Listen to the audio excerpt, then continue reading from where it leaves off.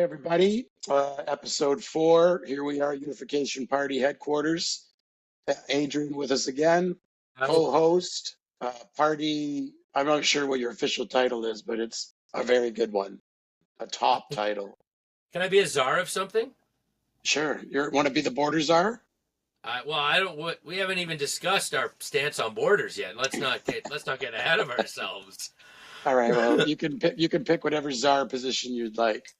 Fantastic. Did you see today we're filming this on Sunday, so you don't really get much news on Saturday, Sunday like you do during the week. But did you see the interview or any reference to the interview with Doug Ford when he came out of the big meeting on Thursday? Did you Uh, see any of that? I saw a bit of Ford's speech, and the biggest takeaway I got from it was actually a commentary I saw from Kevin O'Leary's interview on the meeting between Howard Lutnick and Doug Ford. So that's one of the things I did want to discuss today was that the takeaway that I noticed. We'll save your takeaway for a moment. Just so we're on the same page, and whoever may tune in will be on the same page. We'll basically go, and again, let's not get caught up on whether I get the right percentages and exactly the right dates and the tariff this and that, but this will be 100% directionally true. But essentially, the tariffs rolled in on steel and aluminum. Like we discussed in the past weeks, on Canada's response seems to be to take offense and retaliate. Doug Ford was going to retaliate with a 25% surcharge on all energy going into the United States. From Ontario, it affected 3 of the states. Within an hour, Trump indicated that he would double the steel and aluminum imports tariffs. Then within a minute of that, Doug Ford was, some would say Doug Ford was waving the olive branch. Doug Ford would say that he was called by Mr. Lutnick. We don't know. But anyways, they were going to have a big meeting on the next day, which was the Thursday. And then by the time that meeting was over, it looked like it was the biggest event of the week in news. But we started at a 25% tariff on aluminum and steel. And then after all that and the big meeting, there was still a 25% tariff on aluminum and steel. So nothing had changed. That was my understanding. Was that your understanding as well?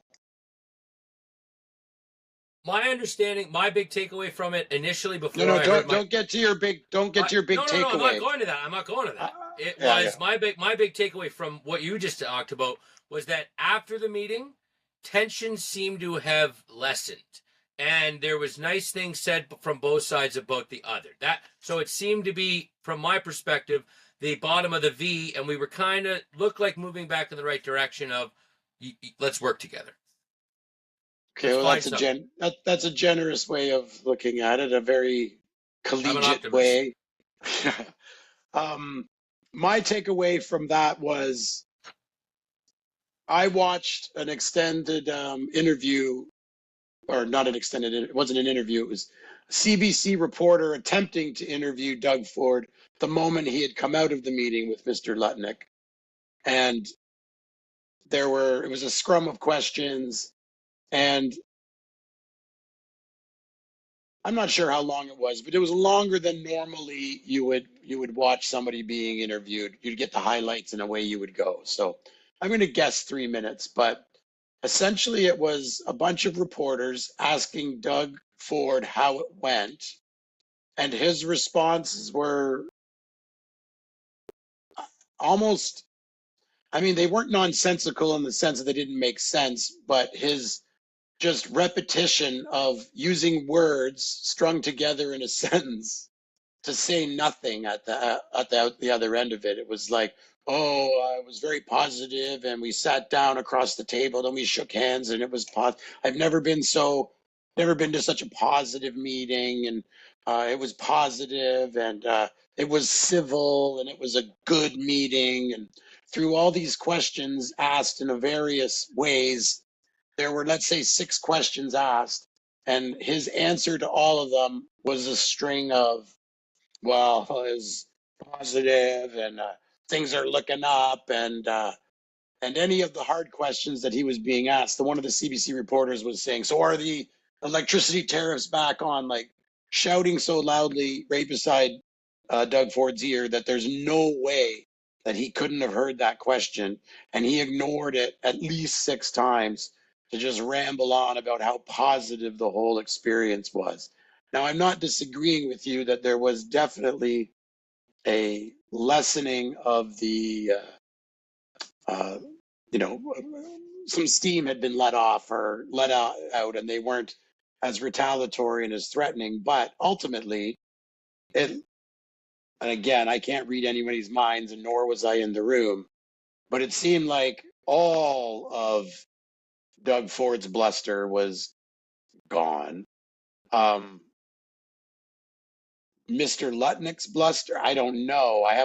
There's been no time for news that I've seen since the Friday, Thursday that was rolling out. We'll see if his, what we're going to talk about here in a moment about him is still in play. But I would agree there was definitely in Doug Ford's demeanor a major decrease in his aggression level. So to me, it looked like a guy who doesn't know anything, but looking in, it looked like he went in that room and got severely spanked. And then he came out and was like the hockey team that lost, but they're like, we played hard. We dug in the corners, and it was a real well hard fought game, and it's answer 30 questions with uh, platitudes basically at best. I don't know. Even his demeanor, he looked like a wide eyed. I don't know what was said in the meeting. I can only hypothesize, and I guess that's what's kind of fun about having a podcast, not a news station, is that we can hypothesize. But I got the impression, and from what we're going to talk about now, who is this Mr. Lutnick? And I listened to a very interesting podcast and did a bit of research. And not that anyone ever thought or said before that he was a joke, but this guy's no joke. And like I said, don't know what happened in that meeting, but what Well, was your takeaway? Well, from what you just said right there, it sounded like the big bad river sturgeon popped into the ocean for 5 minutes and realized, he's not in the river anymore.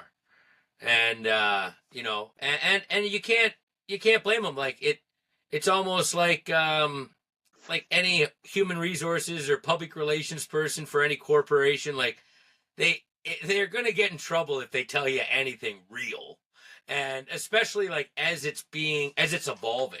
You don't, because like anything you would have told those reporters, you would have just been giving another card for the other side to play. So I would have to say, I mean, personally, like I used to live in Ontario, I'm not the biggest fan of Doug. I did vote for him the first time, but I'm a bigger fan of him after that than I was prior, I will say. Did you want to hear what my take from Mr. O'Leary was before you do your Howard Yeah. Lutnick? Go ahead. Yeah. Go ahead. I'd like to. This is a good time for that. So my impression was he got a spanking, and So, so now what was your impression from O'Leary? well, O'Leary had a lot to say. It was a very good interview there. But the takeaway regarding this was essentially what the U.S. wants is to like renegotiate like NAFTA 3.0. And plain and simply put, they're not going to negotiate NAFTA 3.0 until we have an election federally, because we just appointed a guy. There's at least like 25% of Americans that think we had an election and Pierre Poilievre lost. Like, just because they don't understand the Westminster parliamentary system, and nor should they. It's pretty boring. Go do other I don't things. understand it. Yeah, we're all learning as we go. It seems to be quite the soap opera.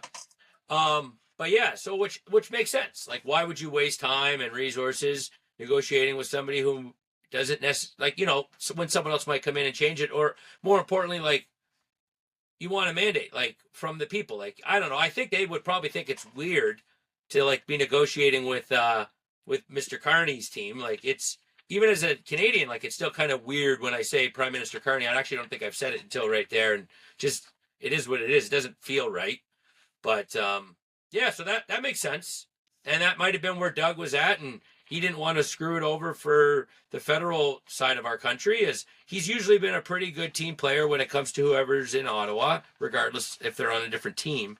So, I mean, he's being a politician. That's what politicians do. They say a lot of nothing. Well, they're saying something. No, this is not that. You later on you go watch it and then we'll talk about it another time.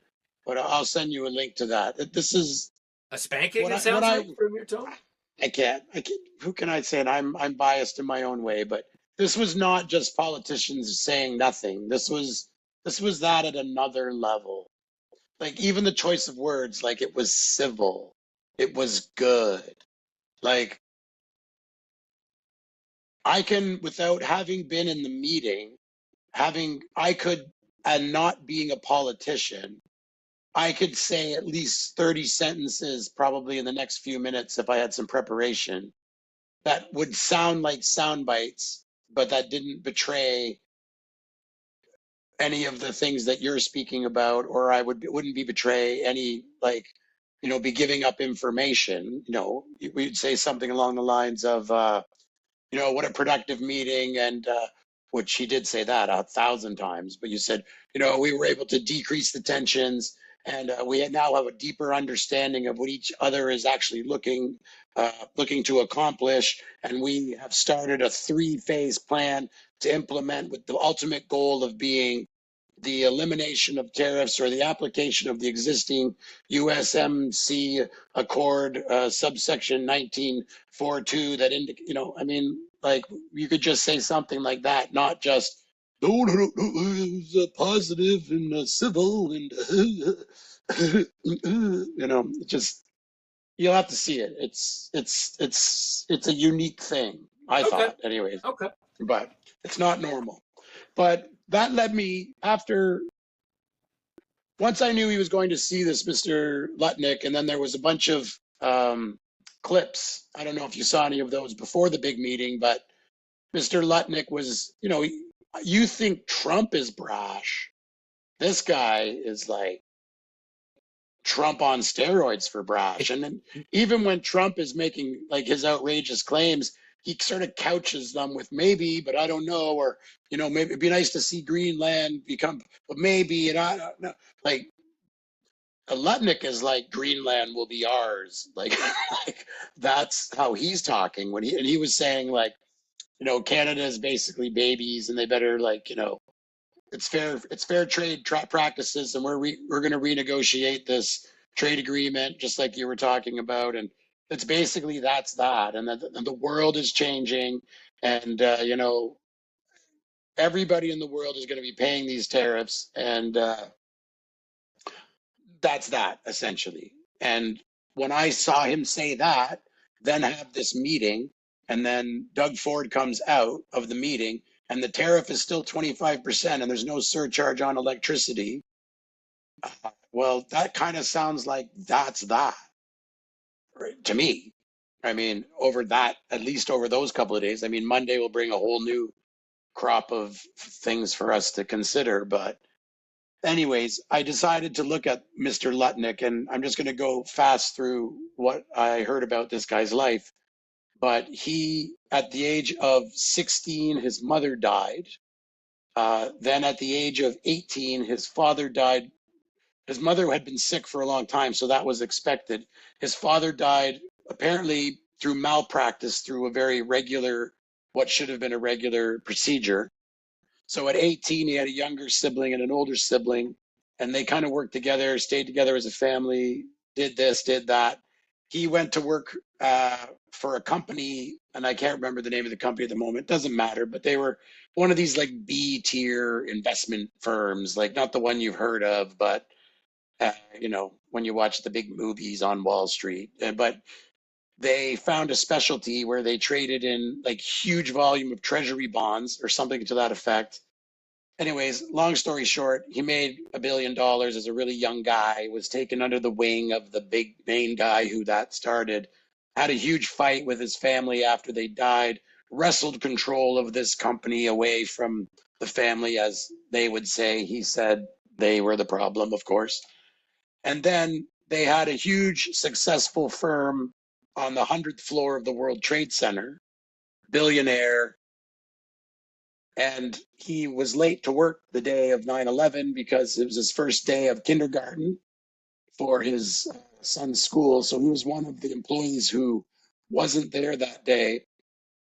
But this monster firm of, I think, approximately 900 and some odd people, uh, 600 of them were killed on the 9/11.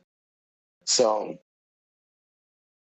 he bounced back from that, bounced back from parent deaths, rebuilds his company, and apparently he motivated his company to pull themselves together and get to work so they could fund the other 600 families.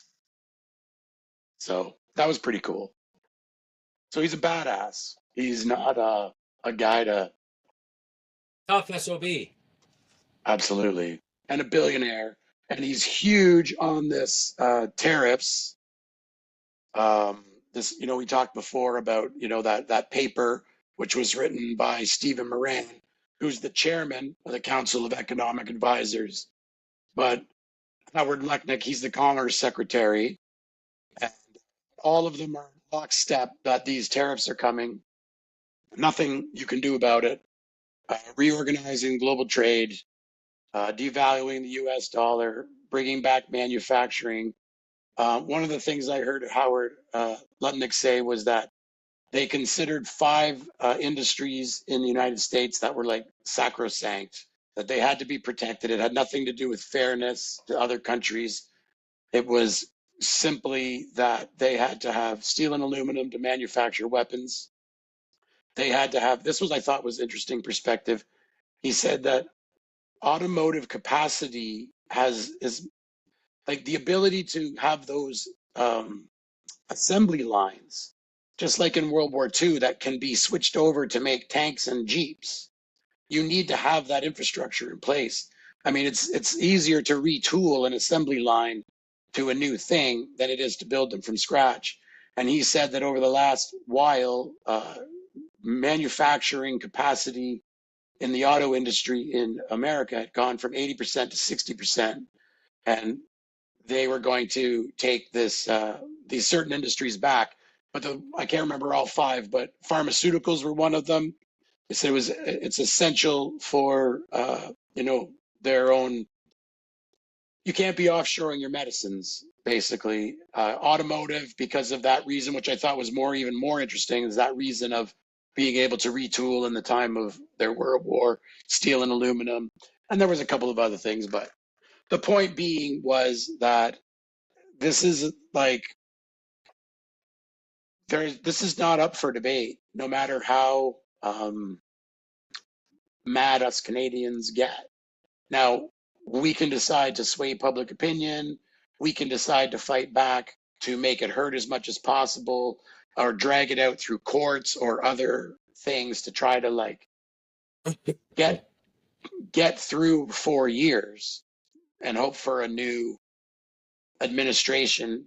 But again, that would assume that Republicans lose, which my point being is there's not much, there's no real solutions for Canadians other than to understand the reality of this Thor's hammer and then respond in some kind of way, more productive way.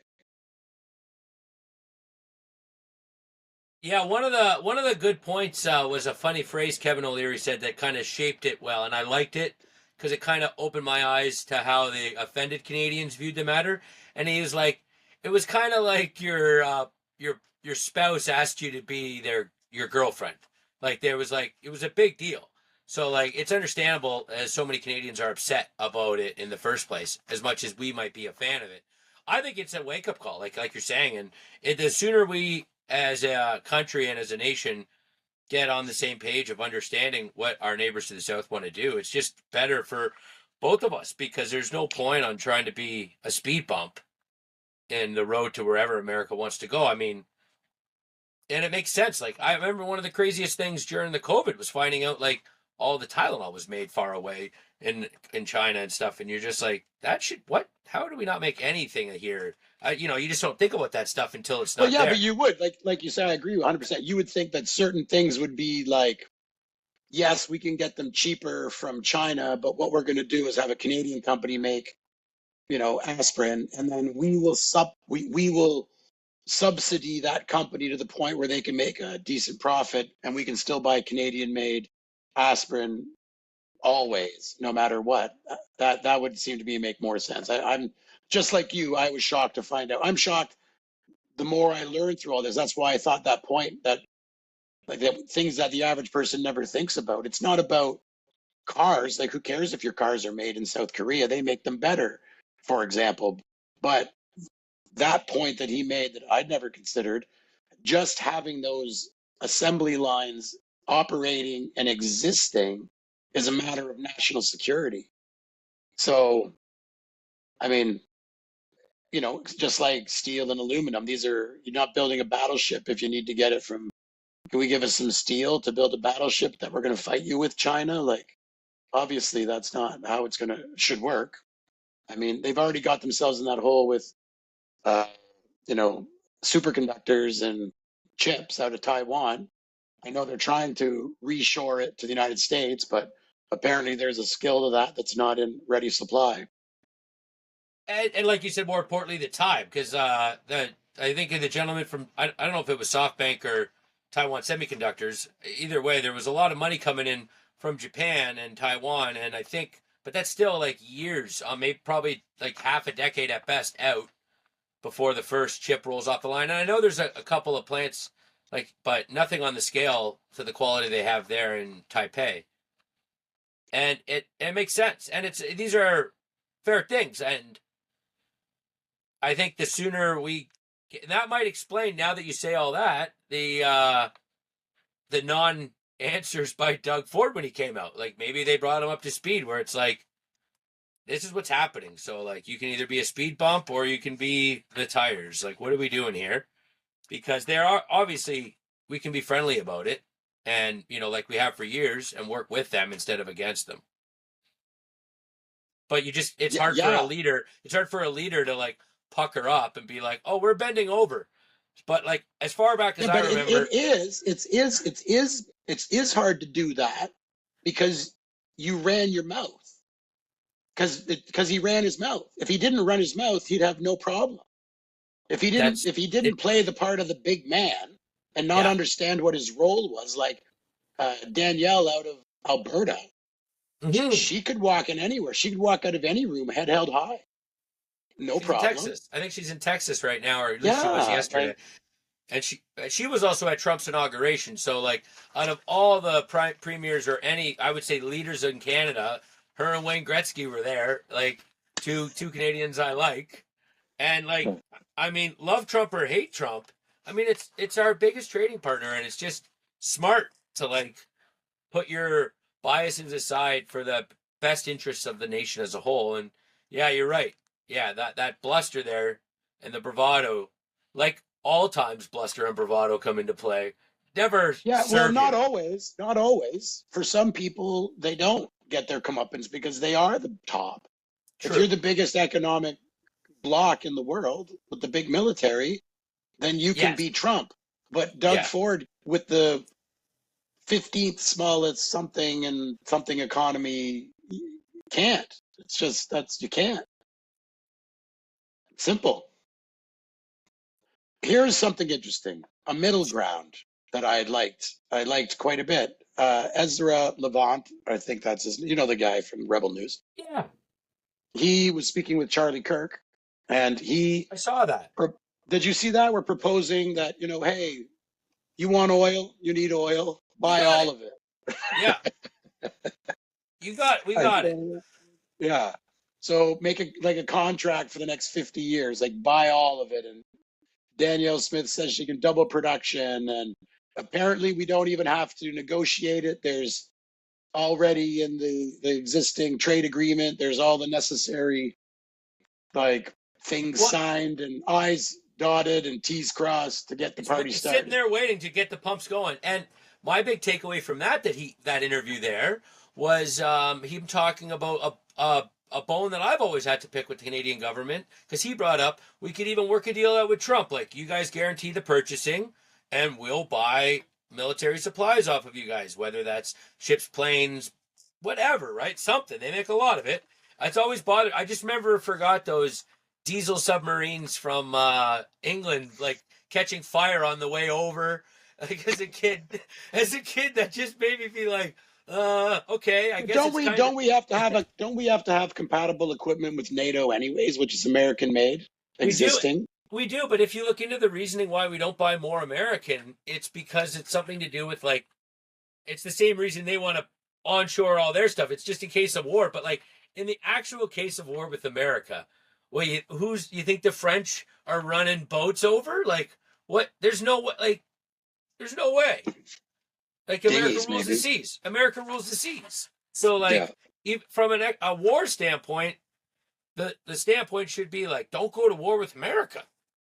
Like, what are we doing here? Well, I mean, that would never be on the table. I mean, it couldn't be on the table. It would never happen. There's no. I mean, don't never say never. I mean, time. Who knows? 10,000 years. But like, I mean, the will of it's not there. The majority of our populations are all like 50, and the young people all don't even really like care that much. So, yeah, we would probably more likely become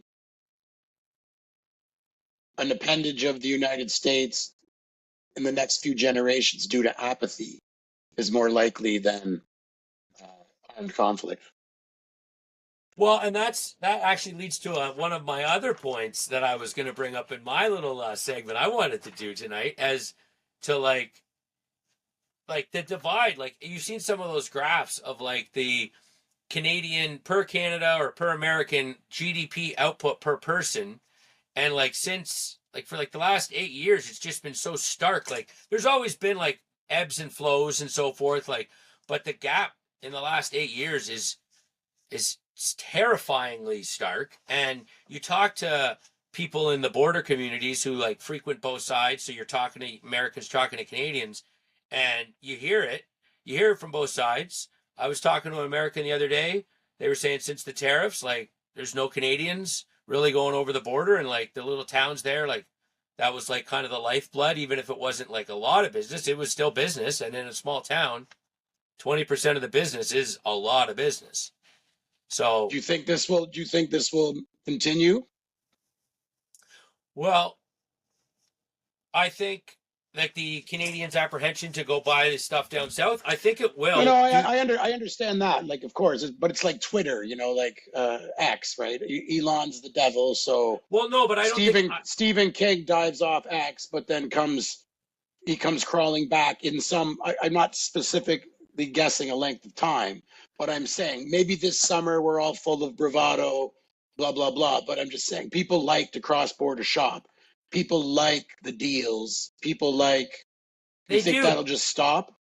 I do think it'll stop, because I don't even think it's about the Twitter and the social media and all that. I think the bigger part is like this kind of woke people up, and now they're actually like looking at the dollar and they're like, oh, I thought it was getting pricey. Because like from my experience popping over to the States for stuff, it's actually costs are going up there just on their end alone. And with our dollar going down, I think a lot of Canadians were already kind of like cutting back their American purchases prior to all this, and this just kind of like kicked it over the edge. So you're suggesting that this is maybe less about patriotism and boycotts and more about it's just getting too expensive to cross-border shop. Simple economics, yeah, combined with like the that's reasonable downturn in our like kind of economy, like it's just a perfect storm. And this is kind of, maybe you could say, the straw that broke the camel's back. Maybe that is actually the appropriate way to describe it, because it is more immediate. It's certainly a factor, as you're saying. Mm-hmm. I've also noticed there's a very real. Oh, sorry. Go ahead. gas is a big factor for going over, and I did notice the gas actually went down on the Canadian side of the border. So that is another. It's just there's a couple. There's lots of factors at play, and that Yeah, was a but gas still, I checked gas today just because they said that gas was $3 a gallon, had gone to a certain number of states in the United States. So I did a calculation for uh, what's gas worth a liter right now here, a dollar or one 60. 54.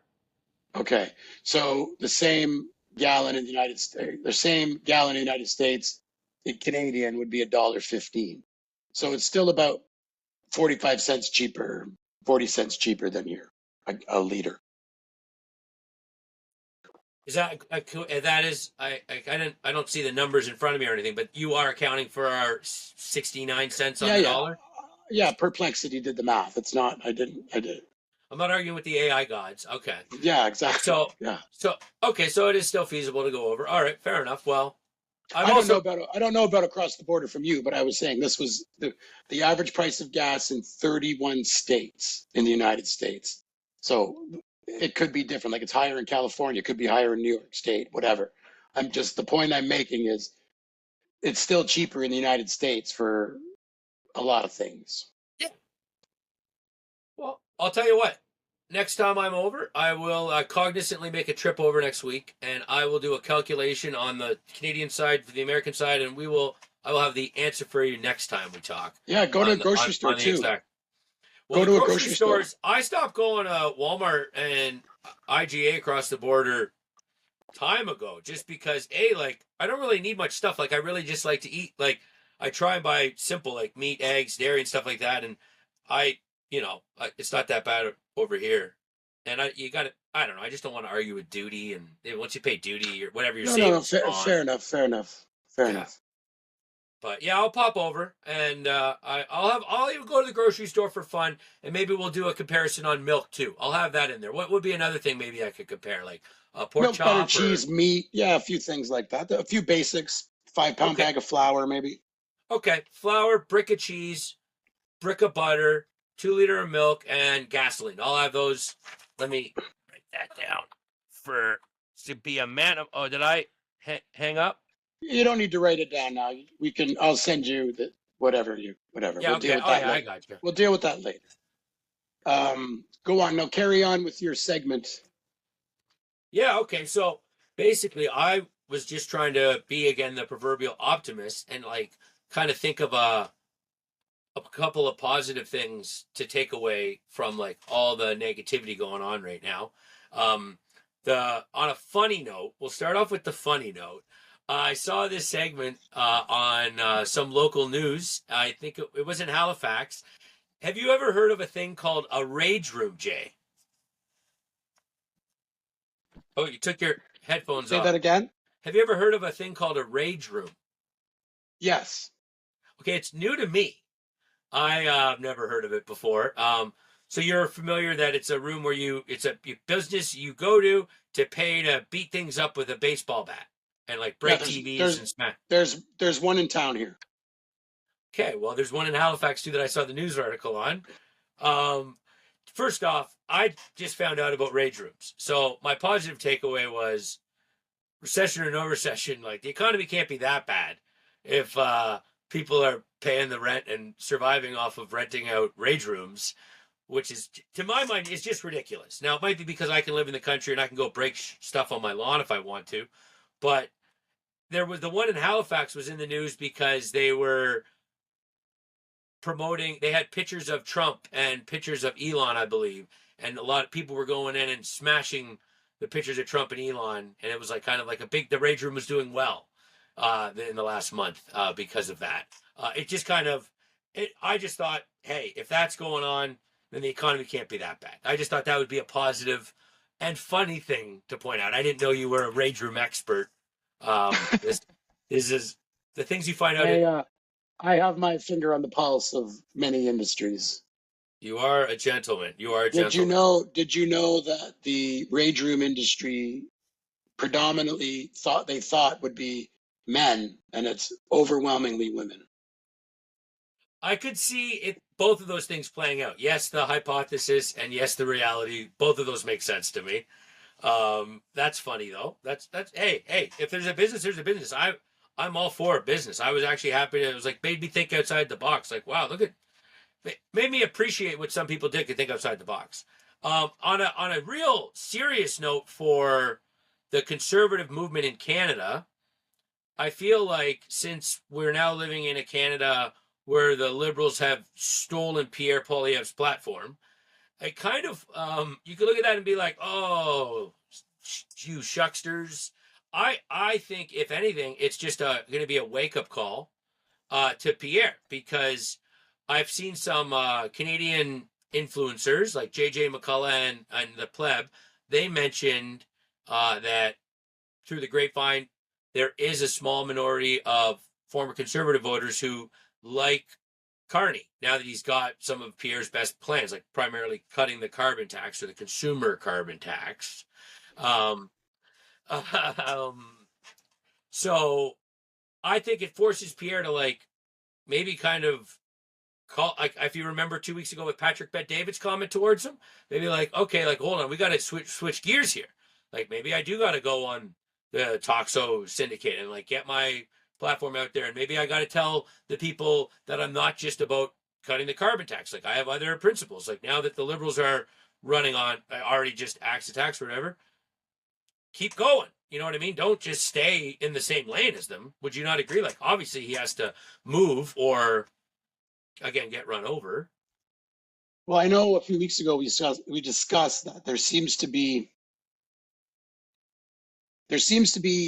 a reluctance on Canadians' part to, and I'm not going to say like the Trump movement, but that ideological populist, which is now kind of conservative, is sort of sweeping the world. And apparently, in the world right now, 50% of the world's population are going to the polls in 2025. So there's this huge battle, ideological battle. And in Canada, if even if you want to be like a moderate centrist, the moment you say anything that would be supportive of what would be, I would just look at as a common sense policy, all of a sudden, well, you remember from our comments, you're Hitler in 1938 Austria. You're a bigot. You're a racist. You're a messiah.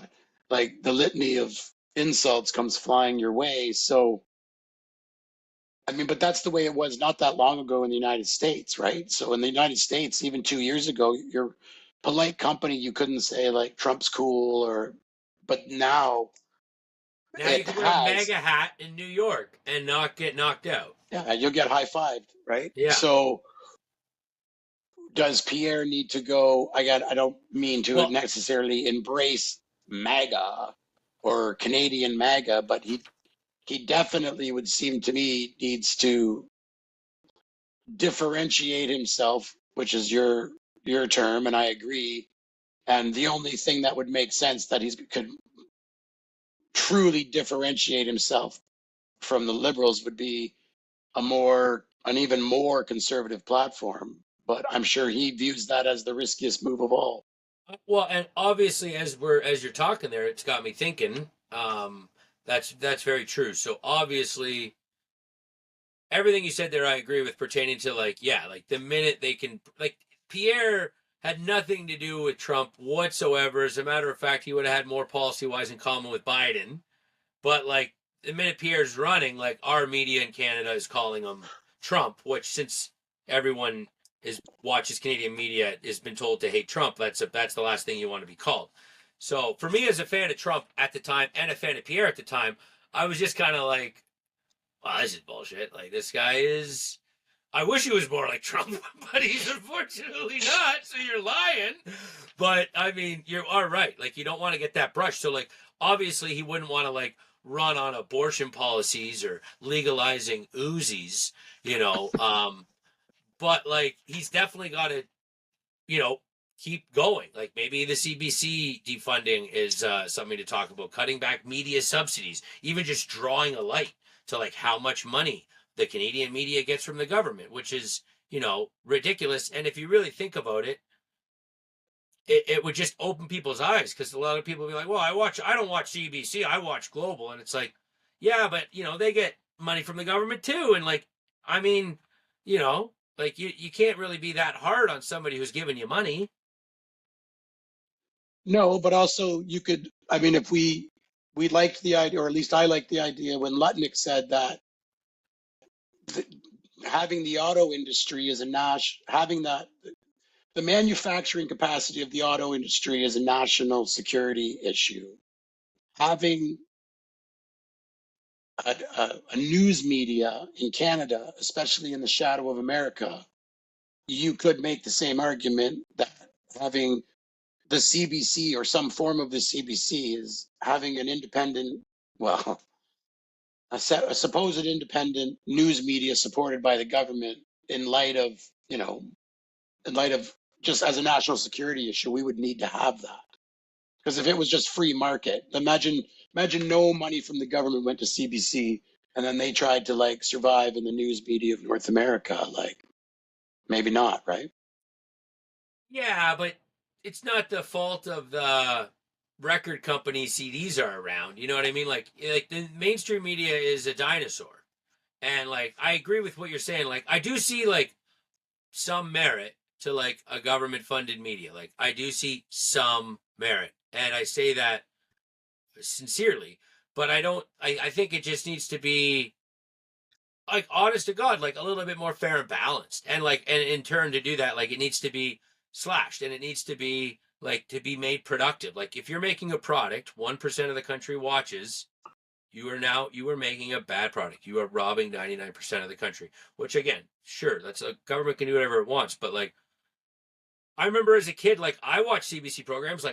There was a show called Street Sense. You know, it was on before The Simpsons, and you know they would test out different products. And I was too poor; I didn't even have an allowance. I couldn't buy a CD player or these batteries. But hey, you know, like this, or even the Royal Canadian Air Force, which again had its bias, but it was still tried to give the perception of neutrality. Unlike This Hour Yeah, has you 22 probably minutes just weren't as nowadays. aware. I don't think anything's changed. You probably just aren't more aware.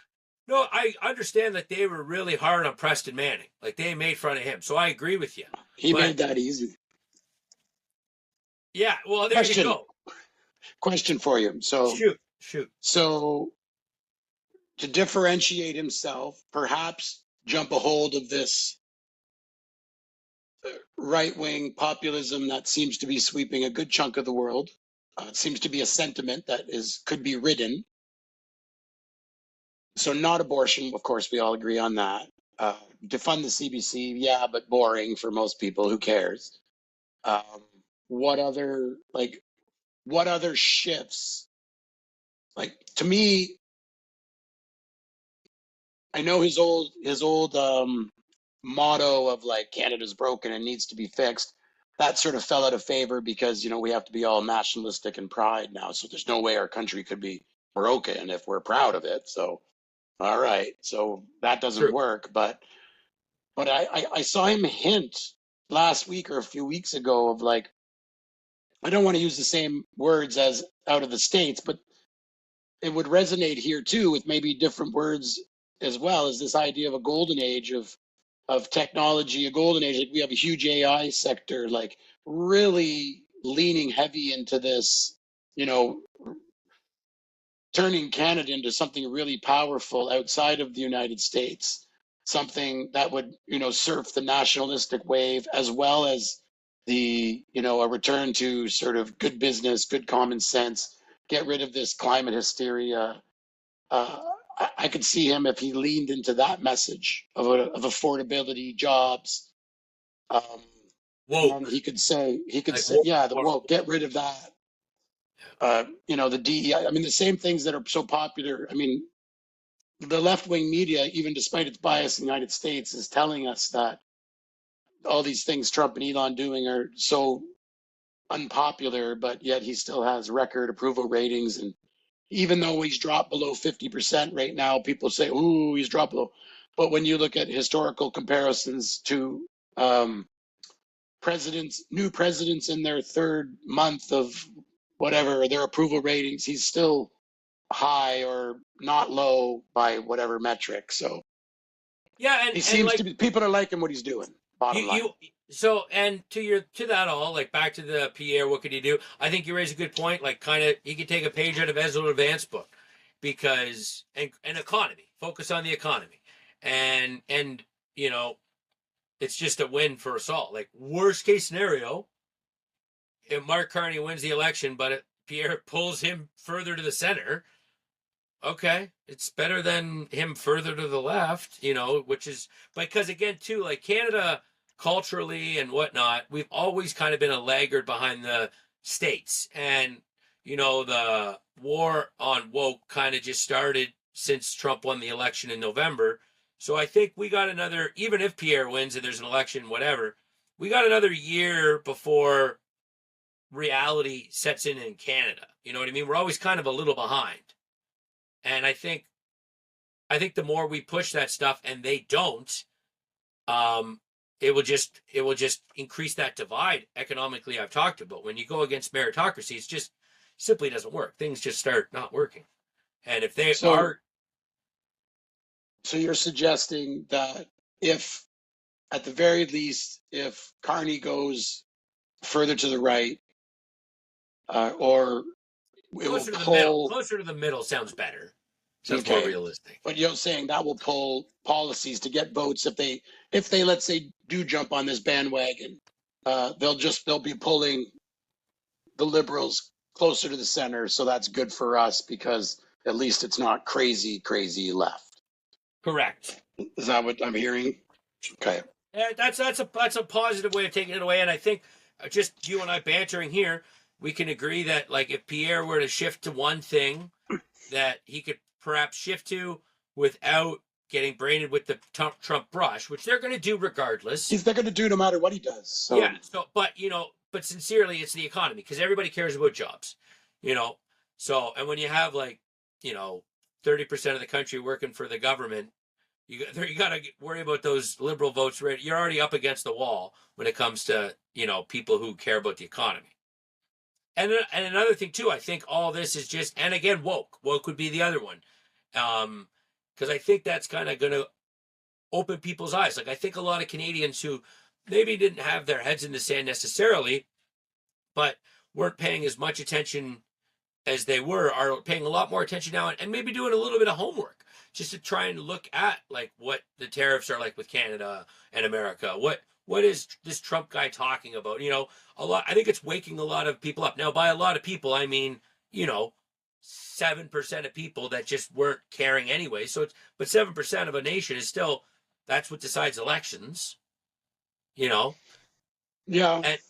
And I think the more people look into it, kind of like you and me, I can't help but assume, because that's my perspective, they're going to kind of see what we see, which is like there is a lot of disparities, and there is a lot that can be fixed with our country without completely going back on our ideals that once made us great and what people all of a sudden value again. And be a liberal or not, like I actually still call myself a classical liberal. Another positive white pill, so to say, with what's going on. I mean, you can't look at just appointing your new leader and now he's the prime minister and like 130,000 of votes pick this guy and be like, that's democracy. That's my kind of democracy right there. So I mean, even like real true-hard, diehard liberals and leftists have to look at the appointment of Carney and kind of pause a little bit and be like, okay, well, who's this guy? Like, what happened? What if the other guys did that? What if Pierre stepped down and Preston Manning came back or whatever, right? Like, yeah. Or Elon's Canadian, isn't he? Right, exactly. So it's just again, but it's making people who didn't care have thoughts like that they weren't having, and hopefully they start asking some questions, and maybe they'll, maybe they won't like the answers they find. I don't imagine that. How should I put this?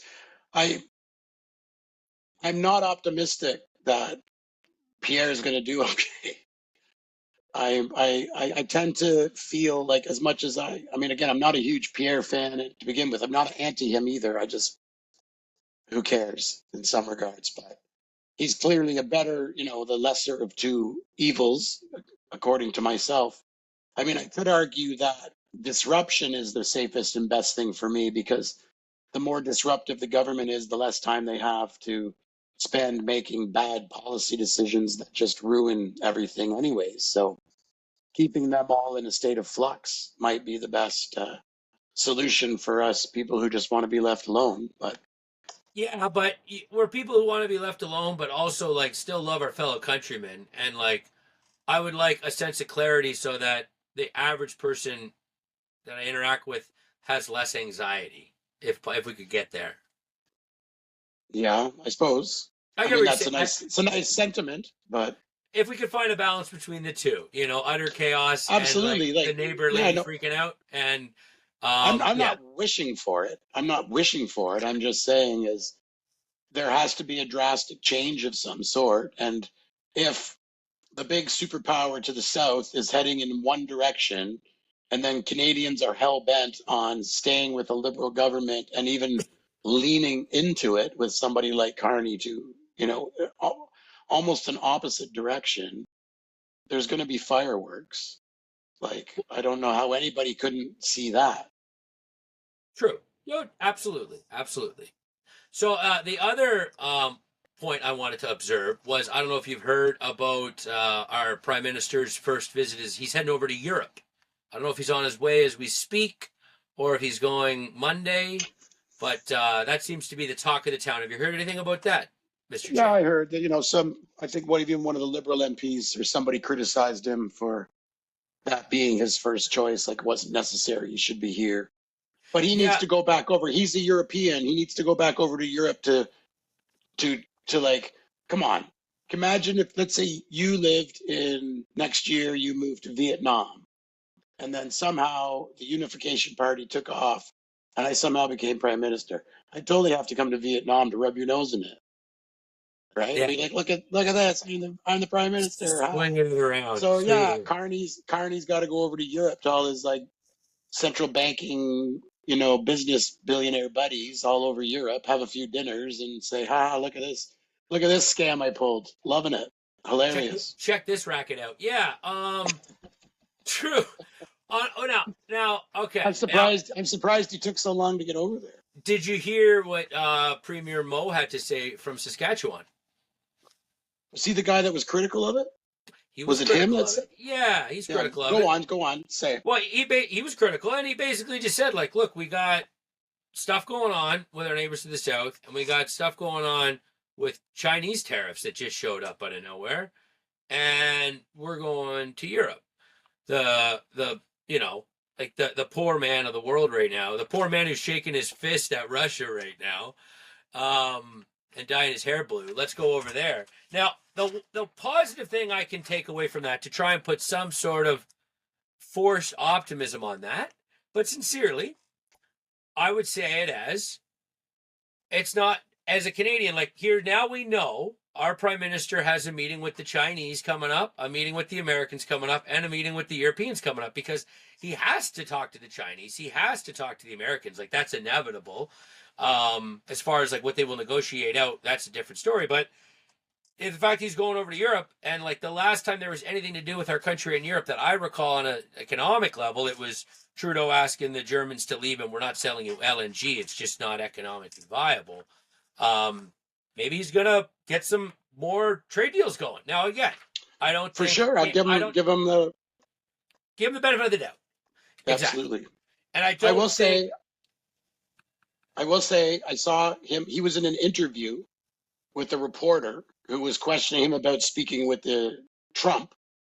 And I liked the fact that when Carney was speaking about Trump, he kept calling him President Trump, President Trump, President Trump. And when the interviewer said to him something Trump, Carney said President Trump. So Carney demanded that yeah, if you're going to talk about President Trump, he basically was saying we should be leading with the kind of respect. And I like that was better than his talk before when he was all like, well, we'll see about that and this, that, and the other. I mean, it's like Doug Ford coming out of the meeting with a little humility, my impression. I felt the same thing, that maybe after witnessing that and having a bit of common sense, I like the fact that Carney, if he keeps it up, or excuse me, Prime Minister Carney, if he keeps it up, that's the kind of um, tone You that we want out of should a be having. statesman. You want that out of your statesman. Like you go, Absolutely. I want my leader to talk to somebody that we hate more than anybody, and I want them to both be smiling and focusing on civility, because that's what diplomacy is. Like Right. So I have a thumbs down to him to go show off to his buddies in Europe, but I have a thumbs up to his reprimanding the reporter to speak about our closest ally, as we like to say, and say all these magical things, but then completely disrespect the president. Would your thumbs down turn to a thumbs up if he comes back with some sort of trade deal? Maybe LNG is now being exported or getting set up. Like I wouldn't be. I'm not voting for him if that happens, but I'm not miserable about it either. No, me neither. But I could make an argument. I'm only mad at him if my hypothesis is true. So if my hypothesis that he's not just going to show off to his buddies, then I can easily turn it from a thumbs down to a thumbs up. But let me finish. He can do both. You could even make the argument that him going to Europe first before America is also a good bargaining move. That he's basically expressing to President Trump that maybe Canada has options.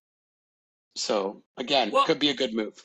Now, on another note, if you think back to 10 days ago or so, when Zelensky had the shakedown at the White House with Vance and all them, and then when he kind of left and he went to Europe and tried to, he did come out a lot nicer afterwards to Trump. Like they were a little bit more amicable after that. So maybe there's a part of Mark Carney where he's heading over to Europe to kind of talk to, the Stama and Marcone and Maloney and I don't even know who's running Germany right now. But talk to the leaders over there and be like, hey, how is he one-on-one, like leader to leader? Like, got any pointers for me? And they might say just like pucker up. But like, who knows? Like, it is what. No, he's going to go over there. He's going to go over to Europe, and he's going to find out. Just like Europe is going to make their phantom $1 trillion European Union army materialize out of nowhere, with all these countries are going broke. And then he's going to go over there thinking that, even if he is thinking, oh, I'm going to pull off some trade deals. Well, there was probably half a dozen people who are going to do some sort of trade deal with Canada anyways. So they'll wrap that all up and present it as if it was a huge win, whether it is or it isn't, and whether even it'll long be forgotten. Then we find out that those funds never materialized. And then we'll find out that Trump, probably the state of Pennsylvania, can do more for Canada's economy than like 8 out of 10 countries in Western Europe, even if they were trying their hardest. So that's probably what we'd find. Crazy thought. He comes back because the Germans who are rearming need gas for their tanks, and he convinces the Quebec to let a pipeline through so that we could export oil to Europe. I mean, who knows? I agree. None of that's going to happen. None of that. I would 100% turn my thumbs down to a thumbs up if that's the message you brought back. That would be, who knows? And the last thing I wanted to end on, aside, it was the Howard Lutnick point, but I'm happy you brought it up sooner. A bit more of a jovial one to kind of go out the door. Did you see Trudeau sticking his tongue out, taking the chair out of the House of Commons? I did see that picture. Did you see Trudeau crying in a room alone on his last day with that lady there, not alone? Yeah, I saw that picture. I see both of those pictures. And I say to myself, whatever the future holds for us, unfortunately, it will just be better now that Trudeau's gone. It just, even if, what a loser. Like, what a child. Like, you're the leader of a country. You can't be crying. You shouldn't be sticking your tongue out, but okay, have a little fun. I could let go of the tongue out. I actually didn't even think anything of it until I saw the crying. And then I thought of the contrast there, and it's just like, what are you doing? Like, He's what are you doing? performative. Crying. Everything like, about him is performative. Men. It's that simple. Real men cry alone in their rooms, like when their father dies. Like you don't, or if you bury a child, maybe you cry at the burial. But like, oh, what was he? What do you think was going through his head when he was crying? Like, oh, I've done. Maybe there were tears of joy. Like I did such a good job. You think maybe he was like just looking back on how proud he was? Maybe. Or like if he was sad, like do you think he has regrets? Like he probably actually has regrets because he's a human being, so he has all kinds of regrets. I'm sure, and there's no way. I don't care what anyone says about him. And there is a small part of me deep down somewhere in me somewhere that like genuinely feels sorry for him, because there's no way as a human being that you could go through the last bunch of years going through crowds, right? And people are like F you, like and you would feel like the hatred no matter where you go from just a huge bunch of people, just visceral level. It would be like, like a hatred, and there's no way that can't affect somebody. True. So you're gonna feel that. Of course, you're gonna feel. I mean, come on, man. You go to Tim Hortons and have a slight negative interchange with the guy who's making your coffee. It sticks with you for all day. All day. Like, I should have said that guy's a jerk. No, you are right. Yeah, of course. Right. So it even bothers me that communists don't like us. Like not to say that I get booed because communists recognize me and yell at me. Yeah. But they will, buddy. I would like to get along. I used to be a communist. We've all been 17.